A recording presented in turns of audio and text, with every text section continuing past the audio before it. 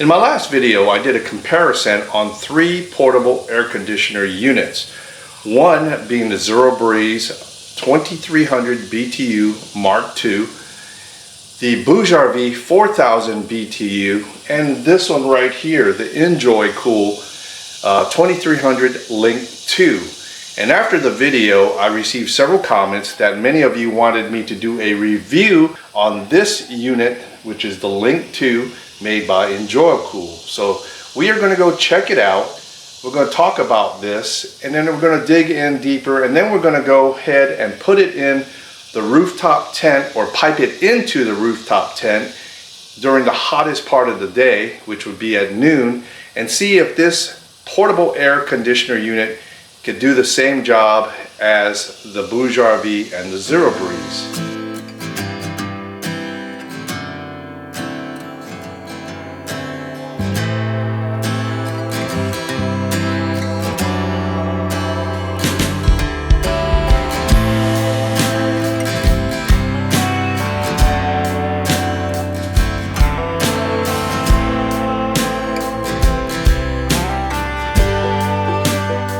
Today's video is sponsored by EnjoyCool. We want to thank EnjoyCool for sending us the Link 2 for testing and review. So the other day I received a comment from one of our viewers saying that if I'm using a portable air conditioner unit, I'm in the wrong location. Well, that's sort of true, kind of true. If I'm at, camping at altitude, or I'm at, on the West Coast, or Colorado, or yeah, I probably wouldn't need a portable air conditioner, but Matt McCullen from Ozark Overland Adventure said it great on one of his reviews on the portable air conditioners. For those of us that live in the South, we don't have that option. It gets over 100 degrees with the humidity at 95 to 100%. So during the summer, we need something to keep us cool. Last year, I went on a cross-country trip, and I did some camping in a collaboration with Brian Waters Outdoors at Lake Ray Roberts in Denton, Texas. It was 106 degrees in July. I did have my 100-pound German Shepherd, Hoku, and I had to keep her cool. Fortunately, there was shore power at the campsite, so I did power up my AC, so I was able to keep her cool during the middle of the day. A lot of my YouTube buddies and friends have portable air conditioners. You're looking at Bill and Deb from Cottywapo Overland. They have their pet Aspen. Rob from Revere Overland, he has his toddler. He's got to keep him cool. Matt and Kara, they have several dogs that they bring with them. They got to keep them cool. My buddy Brad from Overland DeRoos, Asia Sampson from Baptism Overland. We all use portable air conditioners, not only for comfort, but for the health and safety, well-being of our family members and pets. So I'm not gonna be like, I'm not gonna use a portable air conditioner. I'm gonna say that I do use one, and I love it, especially when I'm in the South. Now, if I'm in a cooler climate and a temperature, I'm not gonna use that. I went from Lake Ray Roberts at 106 degree temperature in July, and I drove to Colorado 2 days later where it was 42 degrees. And the purists will say that you don't need an air conditioner unit. Well, let me turn that around and say, do you use propane or gas to cook your food? Why don't you cook on a campfire? Well, some places have a no fire or a fire ban where you can't cook on a fire pit, and you need gas. So anyway, that's my turn on it. I use a portable air conditioner unit, and I love it. So let's go check out the rest of this unit and see what this is all about. So this portable air conditioner unit, they're pretty much the same as any other portable air conditioner. They do have a hard plastic shell with a handle. for easy transport. This one right here has a Panasonic compressor, same as my Bouge RV. The compressor runs pretty quiet. It's between 45 and 50 decibels. I was pretty impressed when I turned this thing on and saw how quiet the thing runs. And like I said, today at noon we're going to put it up in the rooftop tent, and I'll show you how loud this compressor is. Also in there it has a condenser. Now with the condenser it creates moisture, and you need a way to drain the moisture out of the units. So all of these units have a drain tube that you connect to the back, which will drain the moisture and water out of the unit. All of them have a front and back. The front blows cold air. The rear has an exhaust where it blows hot air. Some units have a intake where it would draw moisture out from the tent. This Link 2 also allows you to purchase an external battery separately. I did not get the external battery with this unit, but it's pretty much the same how the Zero Breeze has an external battery, and it's supposed to last between 3 and 6 hours depending on the fan speed and the mode that you have it on. On the top of the Link 2 you have a flat touchscreen controller on the top. I wish there was a way to adjust the sensitivity, because if you just run your hand right over the power button, it automatically turns right on. It's pretty sensitive. Is that a good thing or not? I don't know. But for me, I would like it a little bit less sensitive. On the top, you do have your temperature range. Right now it's at 85. And then you can bring it all the way down to 61 degrees. On the bottom here you have a strong mode. When you put that on, it'll bring this thing up to pretty much its max fan capacity, and then it'll automatically start bringing down the temperature once the compressor kicks in. It takes about a minute or so until the compressor kicks in. Oh, there it goes. The compressor just kicked in. I can feel the cold air coming out. Yep, we got cold air coming out, and then it'll start bringing it down. They say you can cool your rooftop tent down in about 30 minutes. Right next to that strong button you have the cool button. This also will bring your temperature down to 61 degrees, and I can already feel it. And then you have your fan if you just want to use your fan button to run circulate air, and then you can adjust your speeds of your fan. You have 3 speeds: fan 1, fan 2, and fan 3. And then right next to that you have a sleep mode, and basically it'll run for several hours and then shut down after a desired time frame. And of course you have your power button right here, and to turn it off you just hold the button down. Now the front of the cold exhaust, you do have a louver up here which is adjustable. You don't have a left to right, but you do have a up and down. So you do have a vertical but not a horizontal. The unit also comes with 3 3-inch hoses and some louvers where you can use to pretty much channel the cold air or channel the exhaust at a little bit higher velocity. The Link 2 does come with some housings that you can put the hoses on, and basically all they do is just thread on. If you look at the housing, they do have a directional arrow, and you just go ahead and thread it on, and then there you go. Now to attach the housing to the louvers, you do have a push button here. Now to attach the housing to the louver. It's pretty easy. You have a little notch here and a little push button, but all you have to do is just go ahead and line it up, and there you go. Pushes right in. Now there's one thing that concerns me a little bit, is the length of the hose.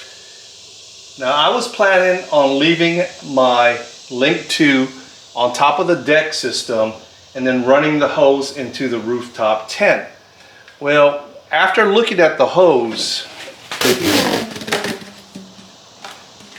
I don't think it's going to be long enough to get up into the rooftop tent from the deck system. The Zero Breeze and the Bouge RV hoses are twice as long as this. So an option would be to put this Link 2 on the roof or the cab of my truck, or go into the rooftop tent. So they may sell longer 3-inch hoses on Amazon, and that might be an option if I plan to leave the Link 2 on the deck system. Now the measurements, or the diameter of the Link 2, is fairly small. The overall length is 20.7 inches, and the height and the width is exactly the same at 9.92, making it a pretty small unit. But I think these were pretty much designed to either go in the rooftop tent or in your tent itself. Now there would be 3 considerations you would have to think about if you plan to put this in a rooftop tent. One would be an extension cord for your power brick to your power station. Now I use a 2,400 watt AC 240, which is about 65-70 pounds, which I leave in the back of my truck on the deck system. And I'm not lugging that up and down into the rooftop tent. So I would have to have an extension cord for this power brick if I put this in my rooftop tent or on the roof of my cab. Another option would be to have a power station small enough where I can move up and down, but how long would that last powering this power station? Or if you have the external battery, then it'd be no problem leaving it up in your rooftop tent for 3 to 5 hours. And then the last option would be to get longer 3-inch portable AC hoses. So we got the rooftop tent all set up. What we're going to do is we are going to put the Link 2 on the top of the truck cab. We're going to mount it up there, run the drain hose down, and run the intake hoses in.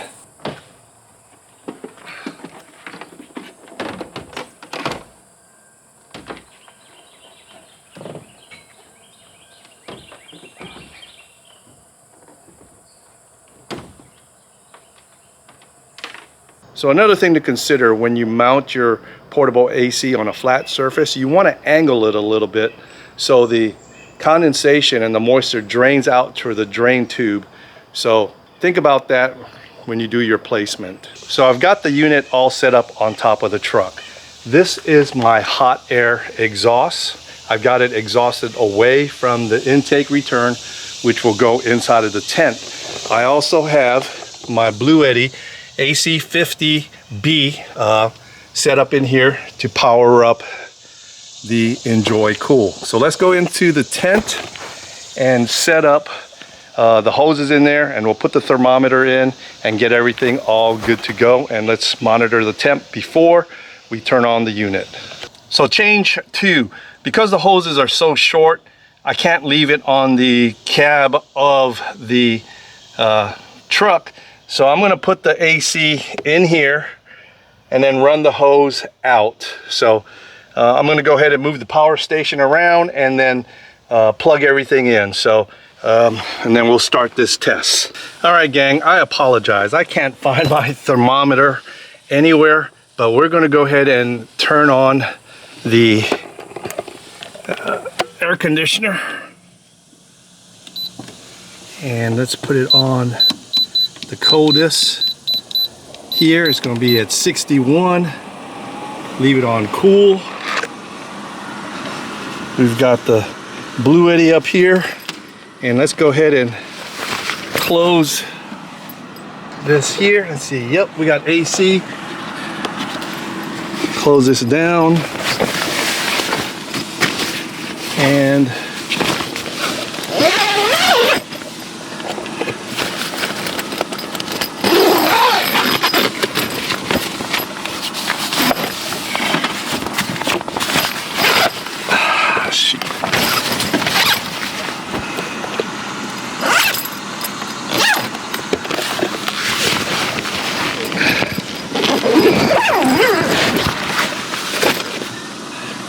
okay.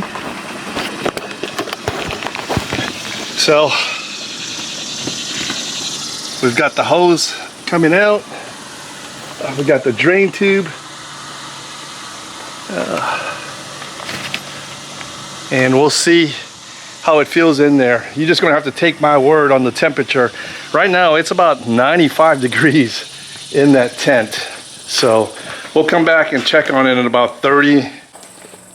So it's been 30 minutes. Let's go up there and check the temperature in the rooftop tent.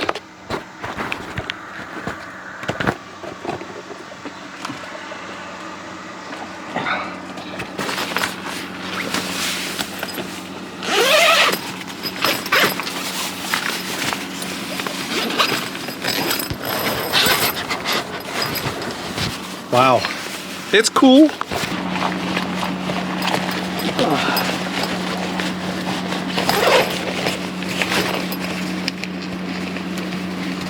Okay.